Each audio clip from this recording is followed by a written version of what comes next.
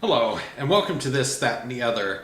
My show basically centers around preserving history, and what I'm going to be talking about today is no exception. Another one of the obscure subjects that I focus on that you don't see on other YouTube shows.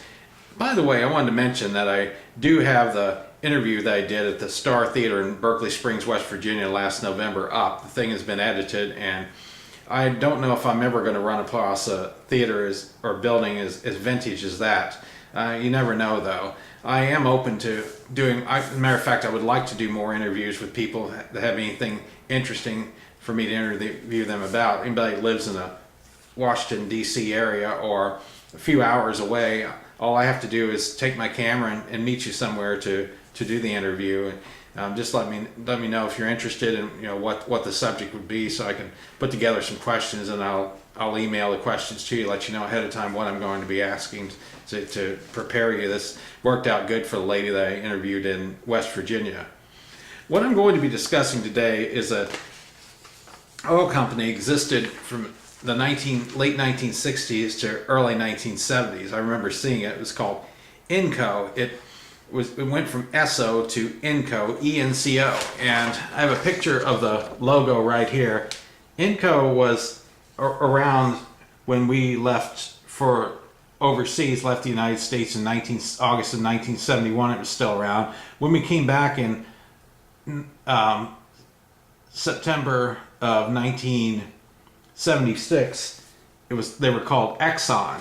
So a little history on Enco, and this is some stuff I got off in Wikipedia. I'm going to quote a couple of paragraphs. It was founded by Earl Nunnally. The Enco brand first appeared on gasoline and motor oil products of Jersey Standard affiliates, including Carter Oil in the Northwest U.S., as well as Pate Oil and Oklahoma Oil in the Midwest during the summer and fall of 1960. Shortly after the parent company reorganized all of its domestic marketing and refining operations to former Texas-based subsidiary Humble Oil and Refining Company. In 1961, the Enco brand was introduced at Humble stations in Oklahoma, New Mexico, and Arizona. Both for the stations and gasoline oil products was the case in California and some other western states where Humble opened stations for the first time.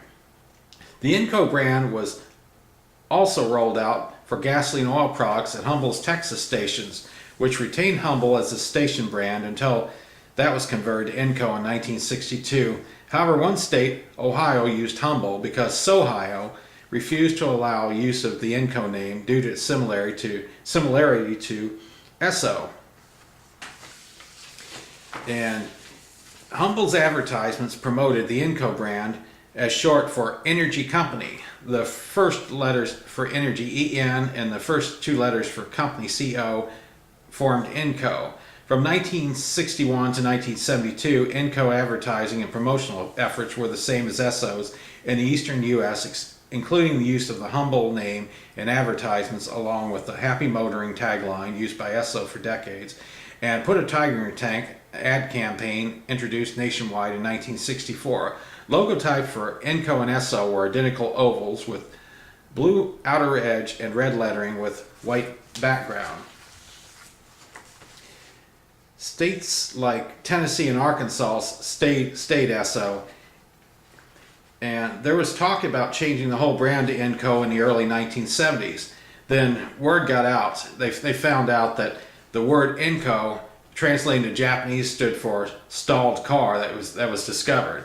Another name was thought up, NJ, E-N-J-A-Y, New Jersey Standard, but somehow Exxon was conjured up, happening in the fall of 1972.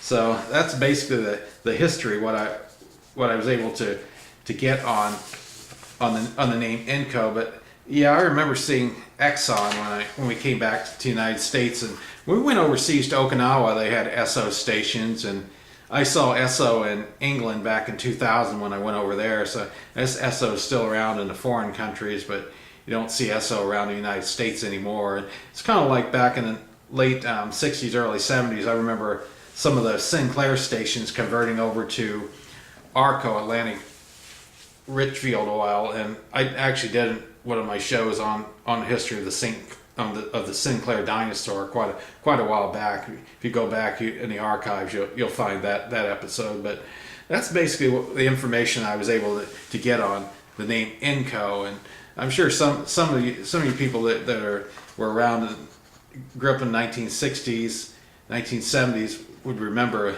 that name Inco. Yeah, it was around probably about 10 years, maybe a little less. But anyway, it's another one of the obscure subjects I came up with, and as always, thanks for watching.